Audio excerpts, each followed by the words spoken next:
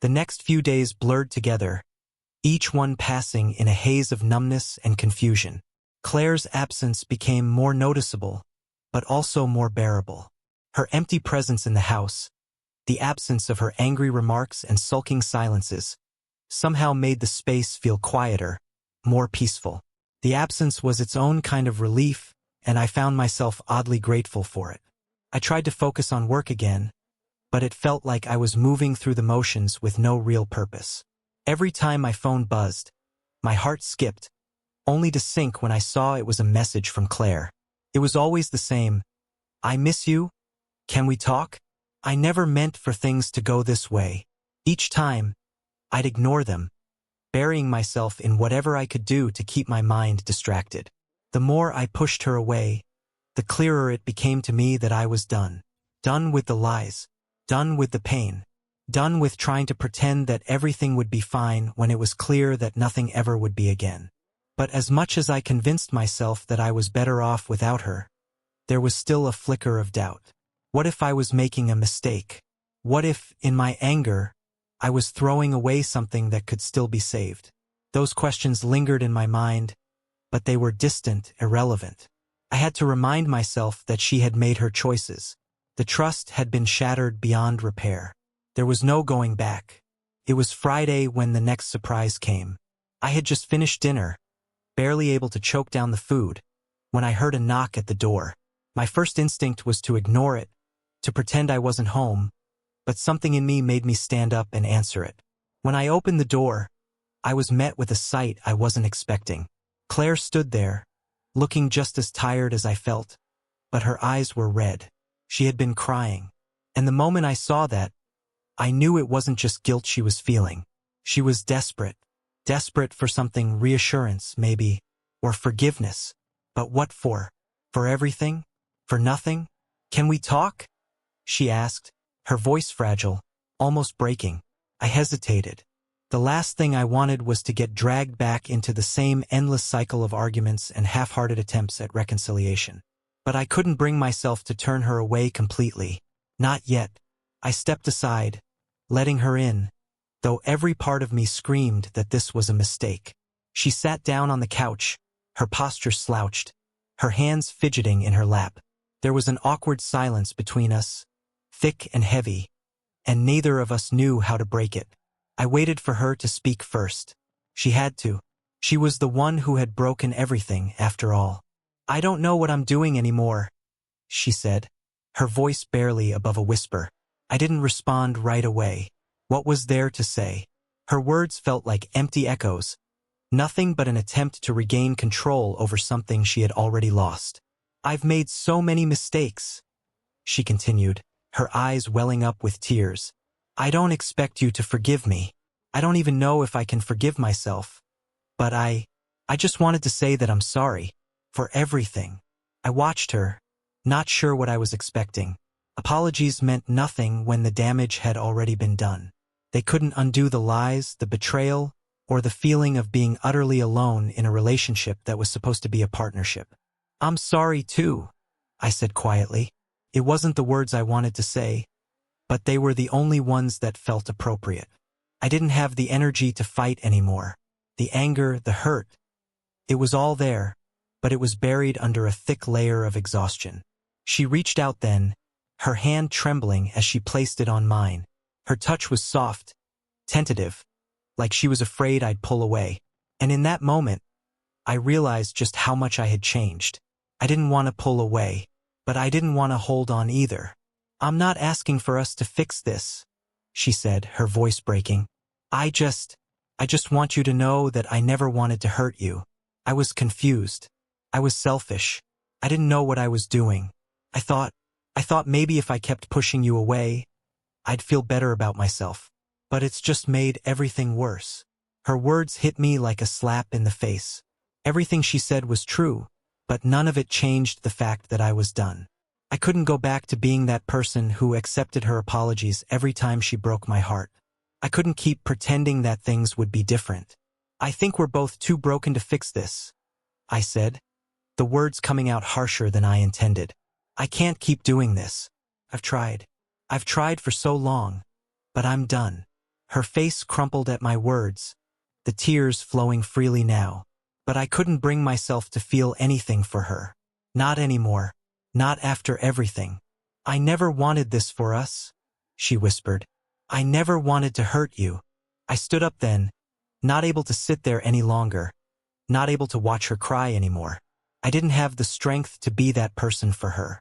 You need to leave, I said, my voice tight, barely controlled. I can't do this anymore. She didn't argue. She just stood up, her shoulders slumped, her face pale. As she walked out the door, I felt a strange mixture of relief and emptiness. The door closed behind her with a soft click, and suddenly, the silence was overwhelming. I stood there for a long time, not sure what to do next. But I knew one thing for certain. I couldn't keep living in the shadow of someone else's mistakes. I had to find my own way forward, even if I had no idea what that would look like. It was time for me to heal, to rebuild. Let me know what you think of this part. The days following Claire's departure were both liberating and suffocating. I found myself in a state of constant motion, as though I were trying to outrun my own thoughts. I had spent so long drowning in her chaos, in the constant emotional turbulence she brought into my life, that now, with everything so still, it felt strange. Too quiet. Too empty. I tried to fill the space with work, with distractions, with anything that would keep my mind from wandering back to the mess that had been my marriage. But no matter how hard I tried, I couldn't shake the feeling that something was missing. Or maybe it wasn't about something missing, but something gained. Something I hadn't realized I needed until it was finally taken away. There were moments when the silence felt unbearable, when the weight of her absence pressed down on me so heavily that I found myself questioning every decision I'd made, every word I'd said, every action I'd taken. Was I being too harsh? Was I throwing away something that could still be saved? Or was this truly the end? The truth was, I didn't know. And maybe I wasn't supposed to know yet.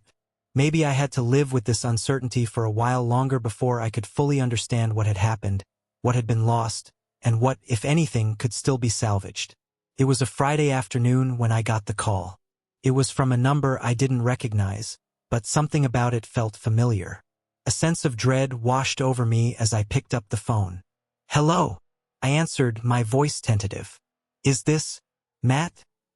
The voice on the other end asked hesitantly. Yes, this is Matt. Who's this? There was a long pause before the voice spoke again, this time with more urgency. It's Claire. I need to talk to you.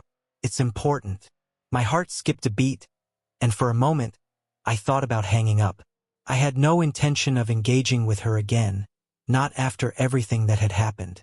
But something in her tone, something in the way she said my name, made me pause. What is it? I asked, my voice cold. I didn't want to give her the satisfaction of hearing any vulnerability in my voice, but there was an undeniable edge of concern creeping in.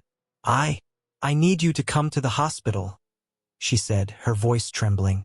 It's about my mom. She's really sick. I don't know what to do. The words hit me like a punch to the gut.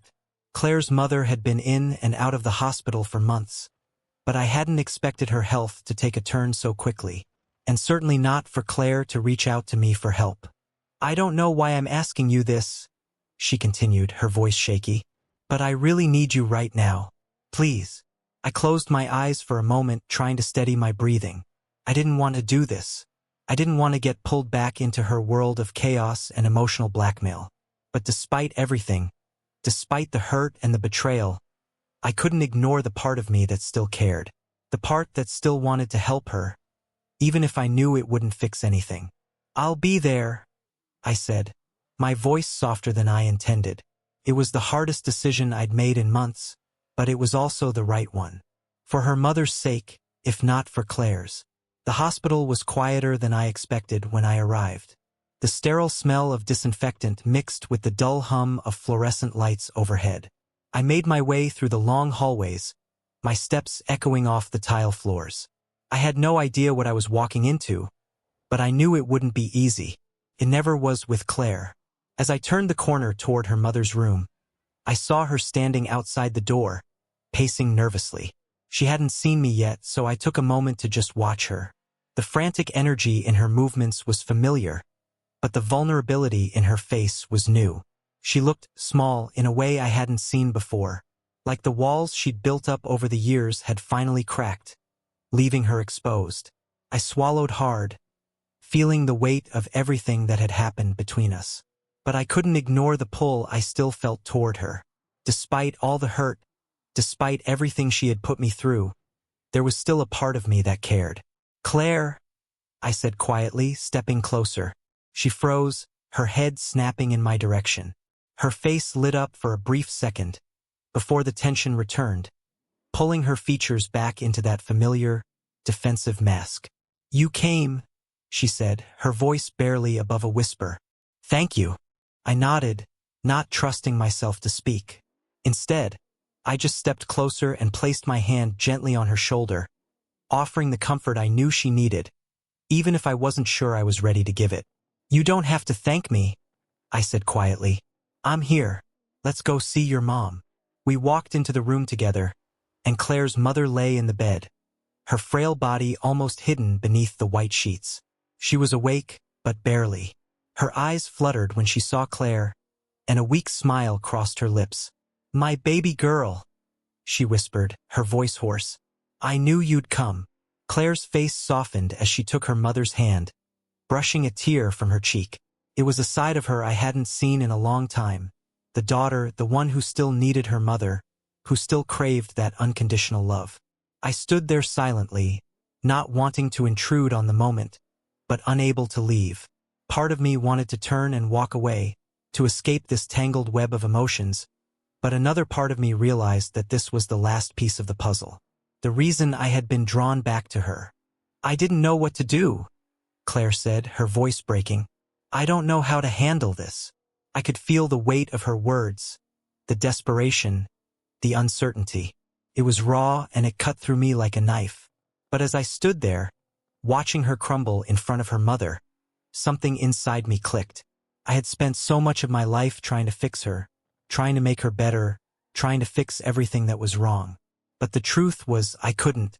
I couldn't fix her because she didn't want to be fixed. And maybe that was the lesson I needed to learn.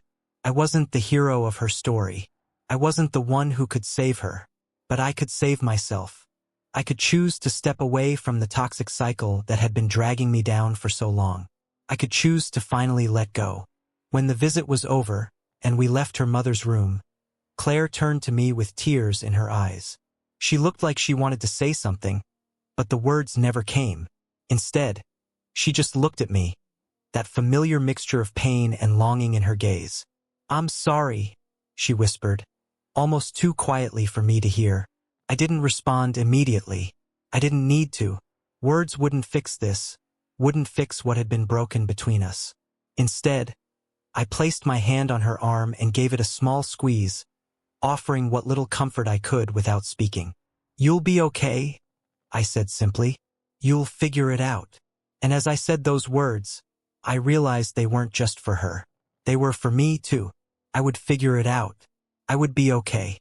I didn't need to carry the weight of her mistakes, her problems, her chaos anymore. It was time to move on, to let go.